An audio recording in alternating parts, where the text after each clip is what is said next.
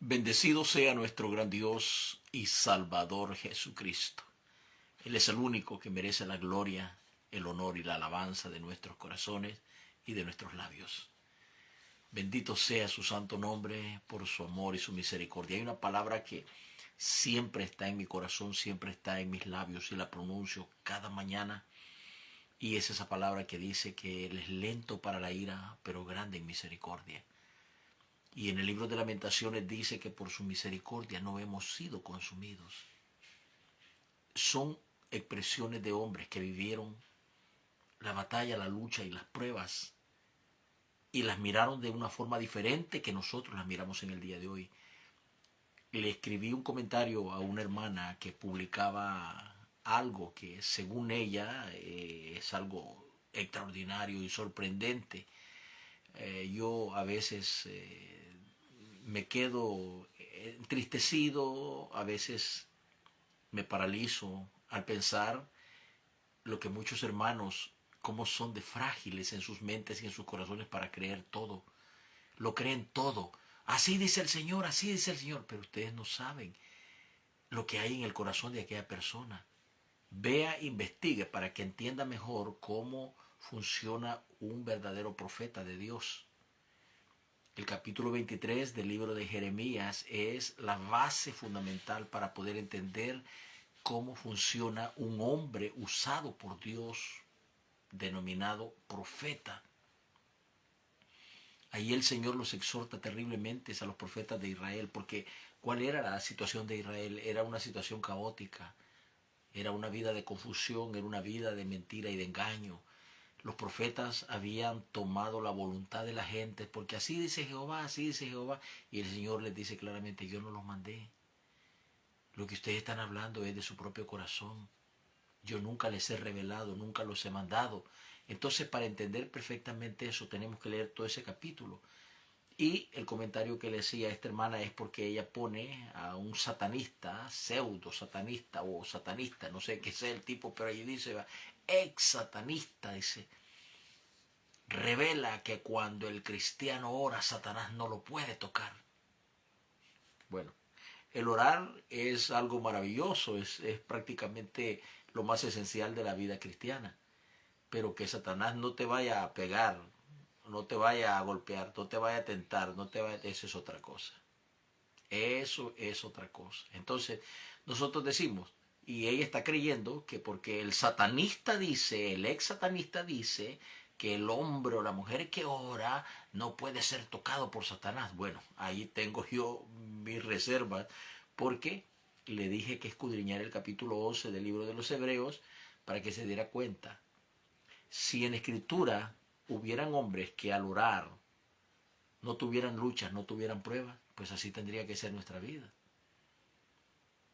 Que al orar, al ayunar, al suplicarle a Dios no tuviéramos pruebas. No hubiera ni prueba, ni enfermedad, ni batalla, ni escaseces, nada, nada, absolutamente nada. Pero nosotros sabemos perfectamente, estimados hermanos, que nosotros sufrimos pruebas, luchas, necesidades, escaseces, ahora mismo. Hay hermanos que no tienen ni para comer al día siguiente. Hay hermanos que no tienen nada, absolutamente nada en sus estómagos. Gente que se va a la cama con un tremendo problema o una enfermedad. Gente que ha sufrido una decepción, gente que ha sufrido una pérdida. Pero están, entonces podemos decir, es que él no oraba, él no ayunaba, por eso le vino eso. No, no sean sencillos, hermanos. Aprendan a ser inteligentes. Cuando ustedes leen el libro de Lamentaciones, dice, ¿qué es lo que el Señor nos mandó? ¿Acaso no sale lo bueno o lo malo del Señor? Bueno, malo en el concepto para nosotros, pero para Dios es como un examen. ¿Sí? Porque Dios quiere, si hay algo que Dios anhela del corazón del cristiano, es que el corazón del cristiano dependa, no al 100%, sino al millón por el millón. ¿Sí? Entonces, yo le hago una pregunta y voy a ubicar dos puntos. Esta hermana, que es la que dice de que si el satanista dice, el ex satanista dice que si tú oras, Satanás no te toca. Y el otro es de aquel predicador que dijo que la pobreza es como una maldición y la pobreza hiede, dice. Cuando yo llego a una casa puedo oler, dice, la pobreza, dice, claro, porque él se come los diezmos y las ofrendas de las ovejas, ¿cierto? Los trasquila con sus libros pseudo intelectuales o sus charlas envanidecidas, y entonces la gente se motiva y naturalmente, pues, ¿verdad? Cuando se le dice a la gente, Dios va a abrir un portal de bendición, pero tú tienes que sembrar, tienes que sembrar. Este mismo hombre dijo en una predicación que el pecado de Adán y Eva en el paraíso fue no haberle dado el diezmo a Dios. Dios mío, no, más enfermos mentales no pueden estar, de verdad que el dinero enferma, la fama enferma, el corazón, si una vez fue agradable a Dios, ahora es abominable. Entonces, la gran pregunta es, ¿cómo es que en el libro de los Hebreos, si vamos específicamente al capítulo 11 y vamos a ver desde el verso 36 en adelante, vamos a ver y ahí encontramos la expresión pobres, ¿sí? Dice que se vestían con pieles de animales, dice que eran perseguidos, muertos a filo de espada, apedreados, aserrados, los colgaban, los perseguían. O sea, yo le pregunto a usted, ¿en qué nos parecemos nosotros a ellos? En nada, en nada. Porque nosotros, nuestro corazón y nuestra vida está tan apegado a las cosas terrenales. Si por ejemplo yo no tengo, digamos, para comer, entonces le oro al Señor. Le oro al Señor y le digo, oye Señor, pues, ¿verdad? Dame para comer, dame por favor. Mira, aquellos tienen, yo no tengo, Señor, ¿qué pasa? Y todo. Pero no hay respuesta. Entonces, ¿qué hago yo? ¿Cuál es mi actitud en ese momento? Enojarme con Dios, molestarme con Dios, porque no me da lo que yo le estoy pidiendo. Ahora, me he puesto a pensar que entonces está haciendo Dios al retener ese alimento tan vital para mi cuerpo. Fue lo mismo que hizo Dios en el capítulo 11, verso 36 del libro de los Hebreos. Dice que eran pobres. O sea, pero ¿cómo es que esa gente en su escasez y en su pobreza, en su tribulación, nos han bendecido a través de los siglos? Porque es un libro inspirativo, es un libro que nos eleva a una posición en donde renunciamos a toda la pompa y la vanagloria de este mundo y nos ubicamos allí donde se ubicaron ellos, donde se pararon ellos, en el sentimiento, en el pensamiento. O sea, ellos renunciaron a todo. Renunciaron a todo. Renunciaron a que alguien los defendiera, renunciaron a que alguien se compadeciera de ellos, renunciaron a la vida misma. ¿Y qué era entonces lo que motivaba sus corazones? ¿Cómo es y por qué podían adorar al Señor Jesús en medio de toda esa miseria humana? En medio de toda esa desgracia humana. ¿Cómo lo podían alabar? Bueno, número uno, ellos vivían enamorados de Dios. Y vamos a traerlo al plano terrenal, ¿sí? ¿Qué sacrificios no hace un muchacho cuando está enamorado de una muchacha? Va hasta el pueblo más lejano, no importa si tiene que ir a pie, en burro o a caballo. Va por allá para buscar a su novia. Se desvela, se vuelve poeta y hace mil cosas. Aunque pues ya pasados los años cambia la situación, ¿no? Pero el estar enamorado significa que va a tener una vida bien íntima, tan ligada íntimamente con su Creador. Eso es lo primero. Ellos estaban enamorados de Cristo. Totalmente enamorados de Cristo. Segundo, eran fieles no solamente al testimonio de Cristo, al ejemplo de Cristo, sino a la palabra que Cristo les había dado. Ahora yo le pregunto a usted, y vamos aquí a la realidad, Si nuestros predicadores, tan vanidosos, tan orgullosos, tan pretenciosos, porque se enorgullecen por la posición en la que están ahorita, ¿no? Televisión, radio, prensa, aplausos de la gente, si solo falta que lo lleven como al Papa, lo llevaban en tiempo antiguo, en una tribuna y en el lomo los tontitos útiles, ¿verdad? Solo eso falta. Y se le da tanta credibilidad que prácticamente depositamos el espíritu, el alma y el cuerpo en las manos de un carnal, simplemente porque lo vemos en una posición alta y consideramos que esa posición pues es la de Dios, que ese es un gran siervo de Dios. Estos hombres de ayer, ellos estaban enamorados de Cristo, y al estar enamorados de Cristo se convertían en gente fiel a Cristo. Eran fieles. Allí no había en ese corazón una pequeña abertura para la frustración, para el reclamo, para la queja, para el reproche, para el porqué. No había nada de eso. Ellos habían entendido la palabra de Jesús, que les había prometido una vida mejor que la de la tierra. Dijo él: voy y preparo lugar, allá hay mansiones, voy a volver, los voy a tomar a mí mismo y me los voy a llevar. Ellos caminaban bajo esa promesa. O sea que dice la Escritura, específicamente en el libro de los Hebreos, que no recibieron lo que Cristo les había prometido en su vida terrenal, pero dice que la promesa la saludaban de lejos. Ellos sabían que Dios les había impuesto aquello. Ellos sabían que Dios estaba al tanto y al cuidado de ellos, y que si Dios quería que mañana partieran de la tierra, ellos felices de la vida. Si Dios les daba un mes más de tribulación, ellos estaban felices. Para ellos, la voluntad de Dios era su patrimonio, era su gozo, era su fuerza, era su ánimo de cada día. Nosotros no. Nosotros somos creyentes muy diferentes. Nosotros somos gente que mientras tengamos, adoramos a Dios. No tenemos, dejamos de adorar a Dios. ¿Estamos enfermos? Tenemos un reclamo, una queja contra Dios. ¿Sí? Miramos que el otro prospera y sentimos envidia. ¿Sí? Miramos que aquel otro está en una posición mejor y empezamos a reclamar a Dios. Nos hemos convertido en comerciantes del Evangelio. Nos hemos convertido en objetos de comercio. Por eso el apóstol Pedro escribió en esa carta donde él dice que por causa de la avaricia harán mercadería de vosotros con palabras fingidas. ¿Qué quiere decir eso?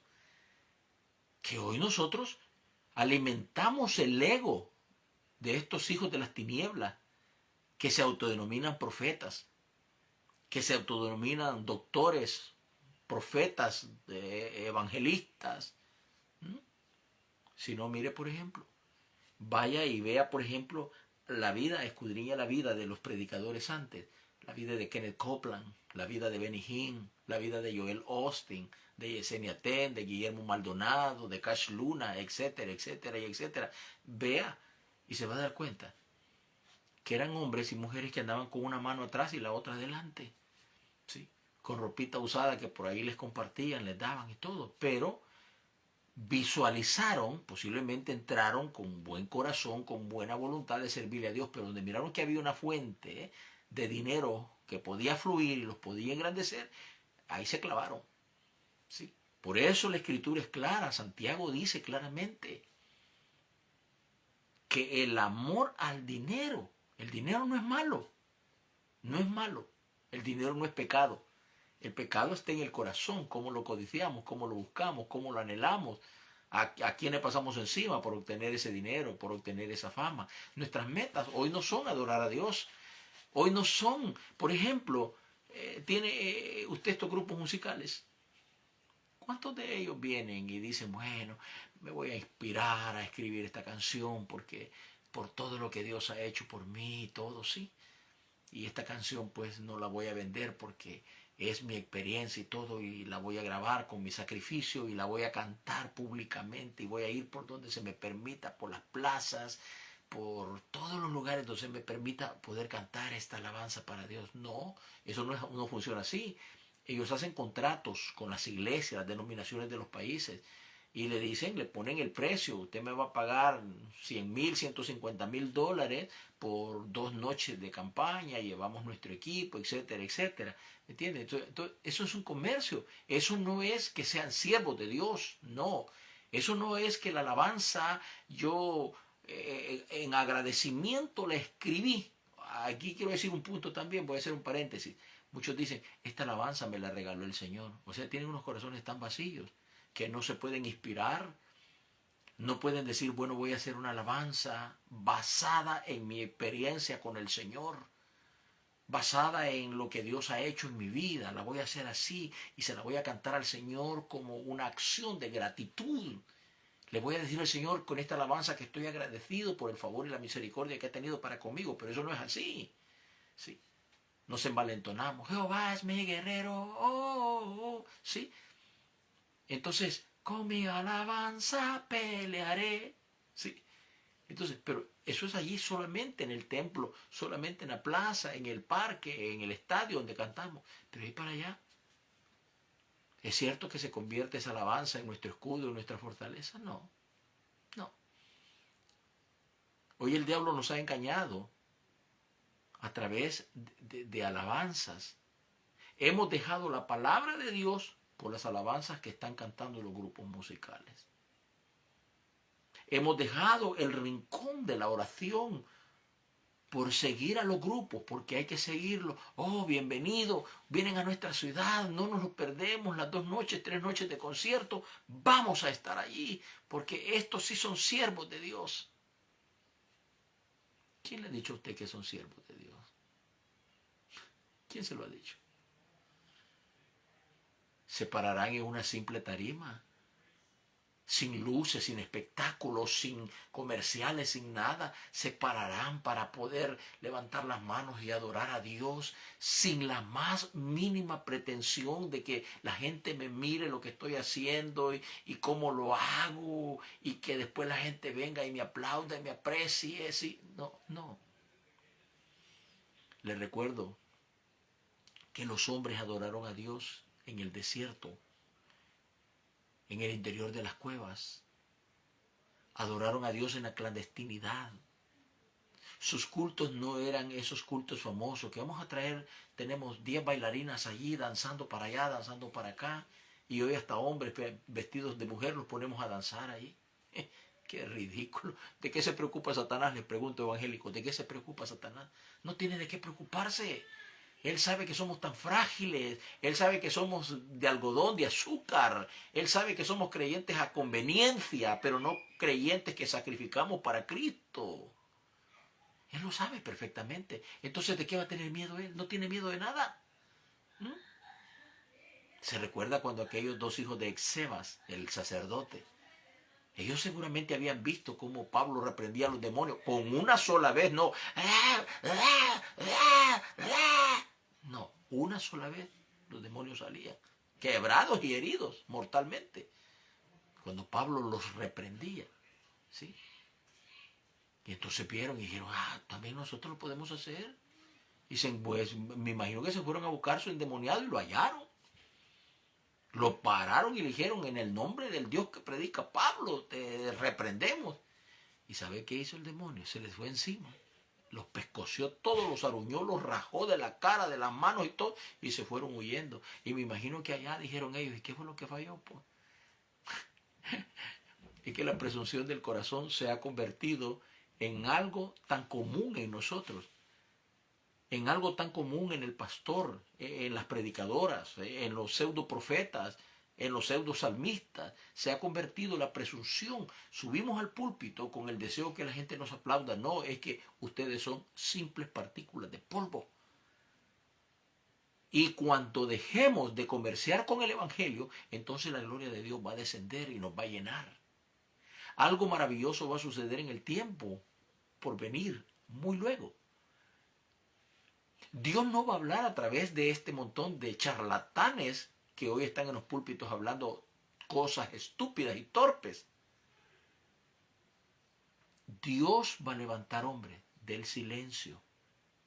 Aquellos que amaron a Dios, aquellos que estaban dispuestos a obedecer a Dios, aquellos que estaban dispuestos a sacrificar su vida por Cristo, los va a levantar Dios de una manera maravillosa y extraordinaria y les va a dar tanto poder en sus palabras, que sus palabras van a ser como flechas entrando al corazón y a los sentimientos de la vida humana. Si fueran hombres de Dios, si fueran profetas de Dios, lo primero que harían, como lo hacían los hombres de ayer, sería pararse frente a los gobiernos corruptos. Ahí tiene usted una iglesia evangélica en Nicaragua. Ahí tiene usted una iglesia evangélica en Venezuela. Usted tiene una iglesia evangélica en Colombia. ¿Quién habla contra estos dictadores? Sí. Por el contrario, vi un video donde una supuesta líder de una organización evangélica le está diciendo a Maduro, a Nicolás Maduro, le está diciendo, usted es un siervo de Dios, Dios lo ha puesto para que gobierne esta nación y todo. Yo sentí que se me caían hasta los pelos de la cabeza de vergüenza. No sé qué quería, si volar en ese momento y darle con un martillo en la mera tetunta a esta mujer por bruta. Sí, porque verdaderamente no les ha nacido la verdad de Dios en el corazón. Se quedaron a medias. ¿Por qué? Porque el mundo ofrece tantas cosas apetecidas a la carne. Ofrece vanidad, ofrece orgullo, soberbia, lujuria, placeres. ¿Sí? Yo, el pastor Maldonado, lo he experimentado. Yo lo he experimentado. Mi orgullo se elevó, mi orgullo se subió y terminé en una montaña con una pistola en la cabeza a punto de quitarme la vida. ¿Sí? Si no es porque Dios en su misericordia habló a mi pobre y maltratado corazón. De lo contrario, ya no existiera. Porque me enojé con Dios.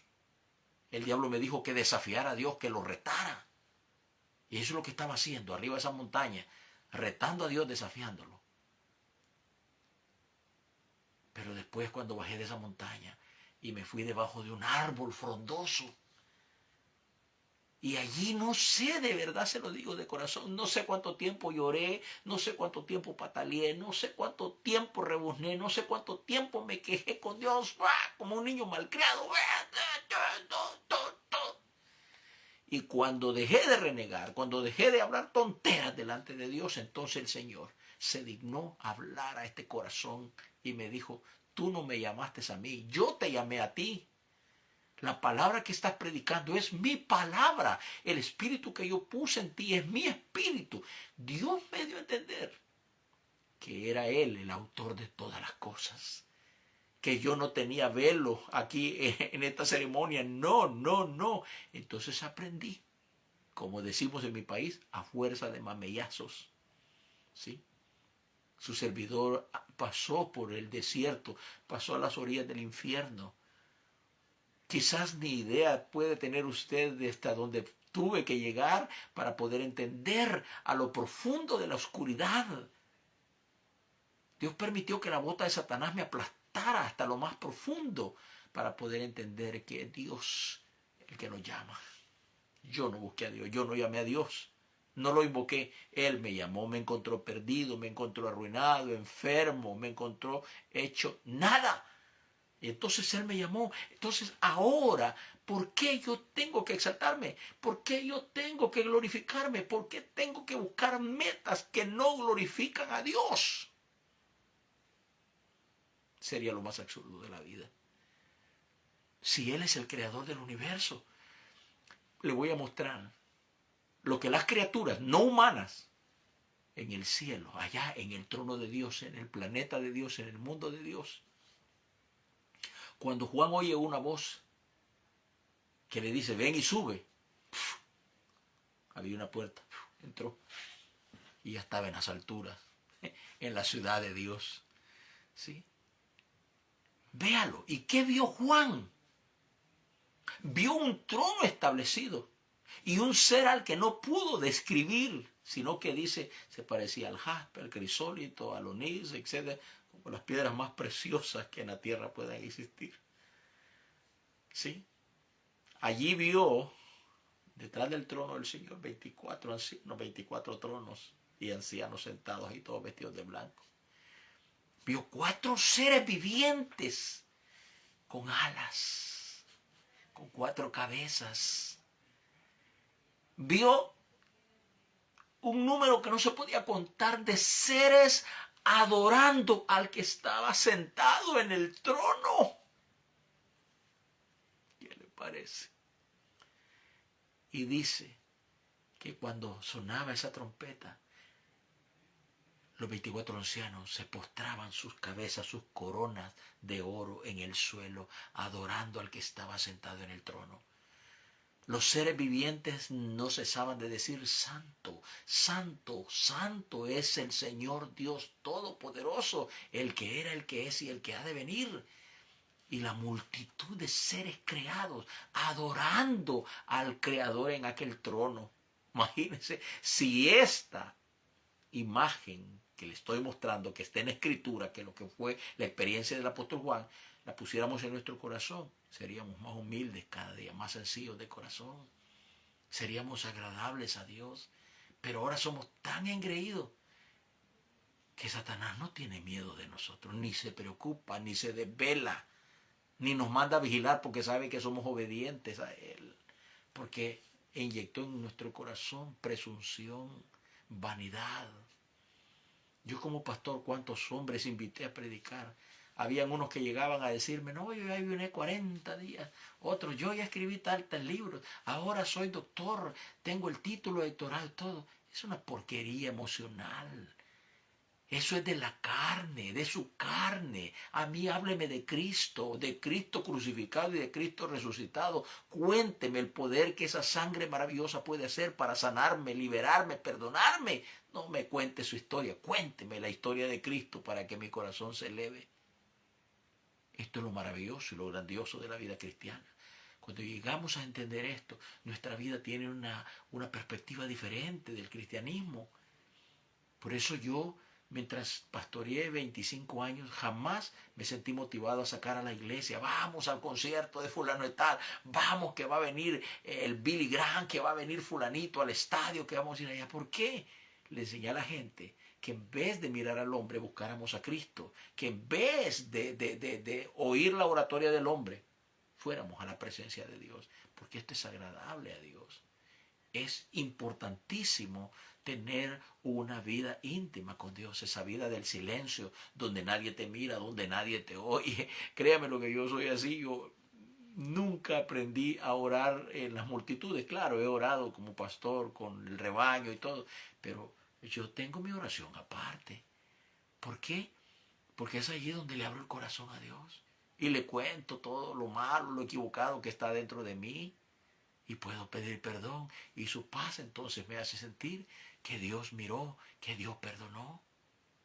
Esto es importante para nuestra vida cristiana. Nosotros debemos estar preparados cada día. El Señor nos advirtió que iban a entrar falsos cristos, demonios disfrazados de pastores, de profetas dentro del círculo cristiano evangélico, y en vez de hacer bien iban a hacer daño, más daño que una persecución. Pero si nosotros amamos al Señor con todo nuestro corazón, hemos determinado serle fiel a Él, ¿sí? Y no mirar ni a diestra ni a siniestra, siempre puesto nuestros ojos, nuestra fe, nuestro granito de mostaza puesto en Jesucristo, el autor y consumador de la fe. Así lo dice el libro de Hebreos 12. Esto es importante porque de lo contrario nosotros vamos a perder nuestro espíritu, nuestra alma y nuestro cuerpo, todo nuestro ser, en la noche más oscura. Si la Escritura me habla claramente, dice que por cuanto no creyeron al amor de la verdad, eso lo dice en 2 Tesalonicenses, el capítulo 2, y los 2 o 3 versículos finales de este capítulo 2. Dice: por cuanto no creyeron al amor de la verdad, he aquí Dios les envía un poder engañoso para que todos aquellos que no creyeron a la verdad sean condenados. ¿Sí? ¿Qué quiere decir? Que la iglesia va a ser probada. Va a ser probada. No hay otra explicación bíblica. La iglesia va a ser probada. Estos millones de creyentes que hablamos de Jesucristo, nos congregamos, cantamos, etc., vamos a ser probados. Lo importante es estar preparado. Lo importante es tener esa palabra morando en nuestros corazones, esa convicción firme, inconmovible, ¿sí? Ese amor por Dios no nos va a desamparar, no nos va a dejar. En esa noche oscura es cuando la luz de Dios. Y le quiero recordar algo bonito y con esto voy a terminar. Cuando el pueblo de Israel recibió la orden de parte de Moisés, y Moisés de parte de Dios naturalmente, le dijo, entren a sus casas. Si no tienen la capacidad de comprar o tener un corderito para degollarlo, sacarle la sangre y ponerle en el dintel de las puertas al lado de la calle, reúnanse 2, 3 familias y pongan allí, pero estén adentro. No vayan a salir, les dijo Moisés, no vayan a salir. La Biblia dice, y oiga bien porque esto es Biblia, la Biblia dice que las tinieblas se podían palpar. ¿Alguna vez usted ha tocado las tinieblas? Vea que no, las ha visto, pero no se podían tocar, no se pueden tocar. Pero para que tenga una idea hasta dónde era el poder de la muerte, que las tinieblas se podían tocar. Todo Egipto estaba oscuro, todo Egipto estaba oscuro. Pero lea bien la Biblia y dice que en la casa de los israelitas había luz, bendito sea Dios, había luz en las habitaciones de los israelitas. Había luz. ¿Cuál era? ¿Basado en qué? En la obediencia. Y la muerte por las calles, matando a los primogénitos de los animales, de los humanos, todo. Y se oían los gritos, los lamentos. ¡Ah! Algo terrible. Pero adentro de la casa de los israelitas, la Biblia dice que ni un perro movía la cola. O sea, para que tenga una idea, lo importante que es la obediencia a Dios, que aun cuando pase la muerte allí, Dios hará que usted esté firme. ¿Sí? Dios hará que usted esté con convicción profunda, declarando el poder de Dios en su vida, aunque usted esté viendo cosas negativas. Aunque el mundo diga, yo no me preocupo. No me preocupo que la gente dice, oh, que viene una nueva epidemia, sobre todo los falsos profetas. Oh, hermano, aquí aparece. Y hay unos muchachos tan tontitos, y son evangélicos tan tontitos, que tienen su plataforma. A un lado aparecen ellos y a otro lado aparece el pseudo profeta. Duerman con ropa porque viene el terremoto, porque viene esto. Y allá el Adonis de la Rosa, el dominicano. Dios me habló esta noche, esta mañana. Dice que viene un terremoto para México. Espérese, pero si cada país va a tener su juicio. Cada país va a tener su juicio.